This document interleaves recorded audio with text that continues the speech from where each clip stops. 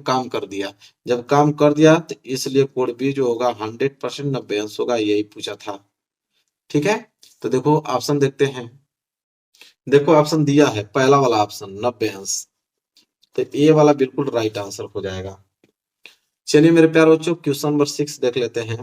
कह रहा है कि दो बिंदुओं, एक 2 कमा माइनस और 2 कमा 3 और 4 कमा 1 के बीच की दूरी होगी।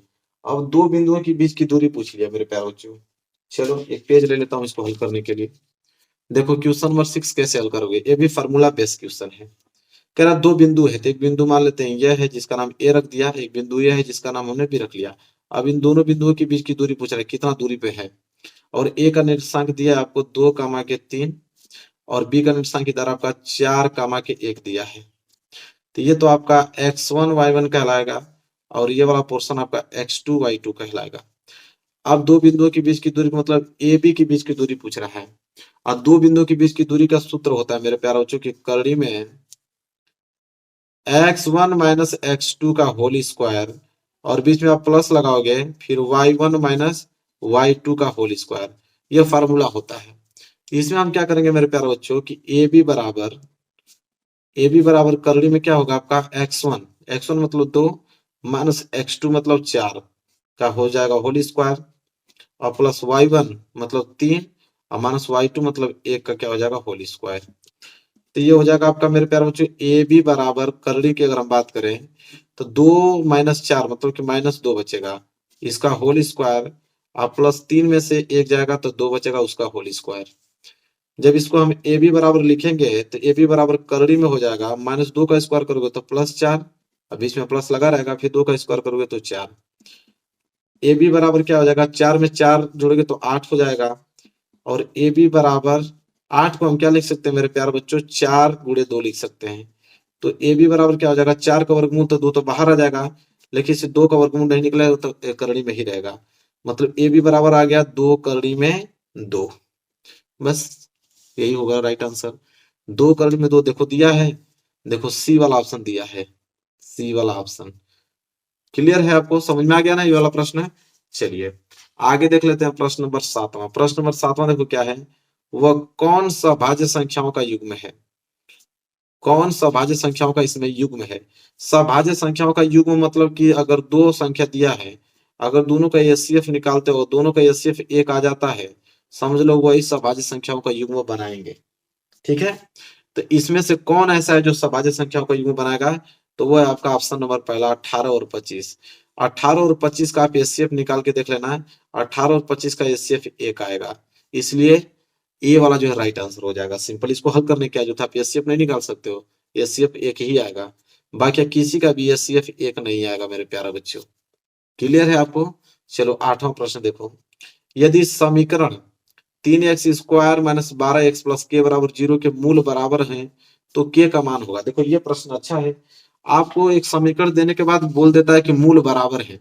मूल बराबर का मतलब मेरे प्यारे बच्चों ये हो गया कि जो विविधकर होता है बी स्क्वायर माइनस 4ac वो 0 के बराबर हो जाता है।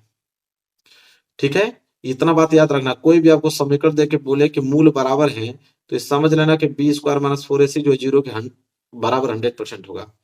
और यहाँ से आप एबीसी के वैल्यू निकाल लो, तो ए बराबर क्या होगा, हमने बताया है कि ए जो होता है एक्स स्क्वायर का गुणांक होता है, तो ए बराबर 3।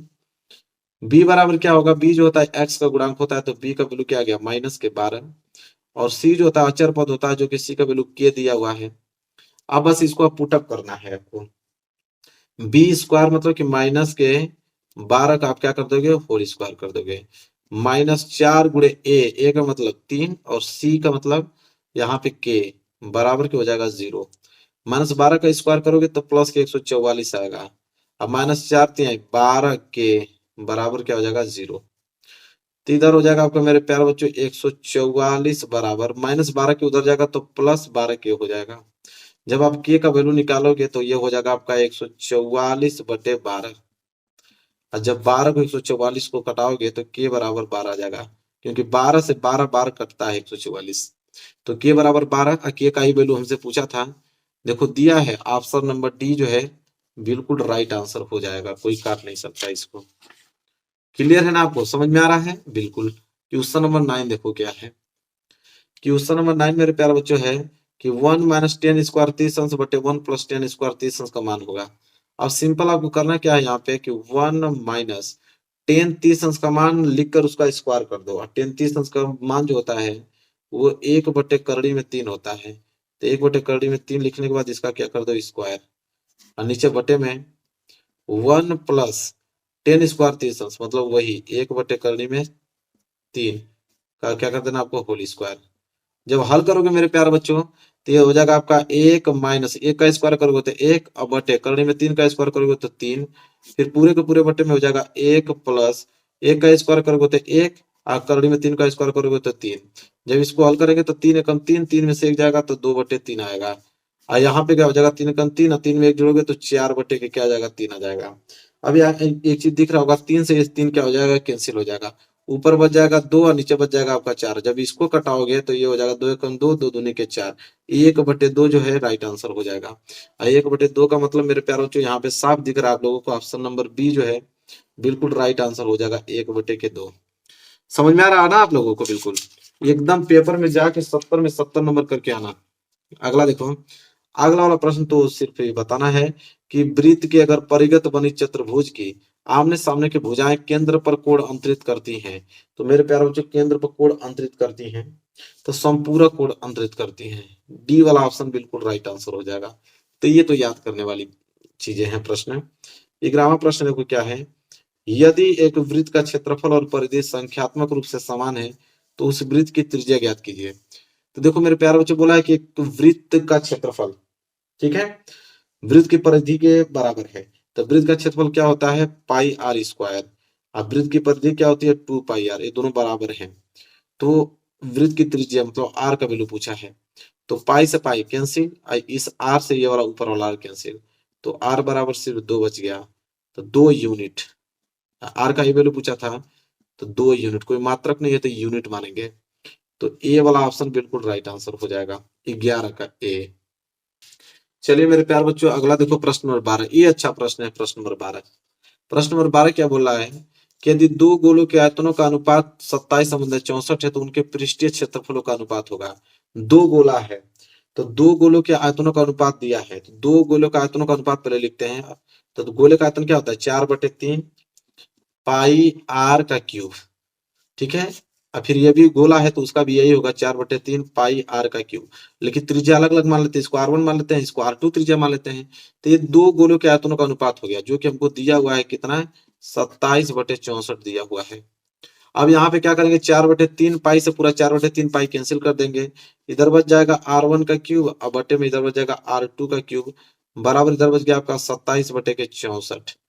जब यहाँ से मैं R1 और R2 का रेशियो निकालूंगा तो ये जो क्यूब है जाके क्यूब रूट हो जाएगा घनमूल। तो 27 का घनमूल 3 होता है और 64 का घनमूल 4 होता है, मतलब R1/R2 जो है वो 3/4 निकल जाएगा।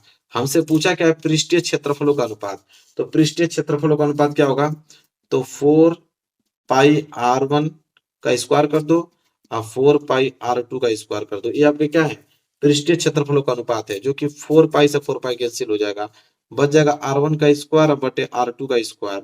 और R1 का वैल्यू कितना दिया है 3, इसका स्क्वायर कर दो, R2 का वैल्यू 4 दिया, इसका स्क्वायर कर दो, 3 का स्क्वायर 9, 4 का स्क्वायर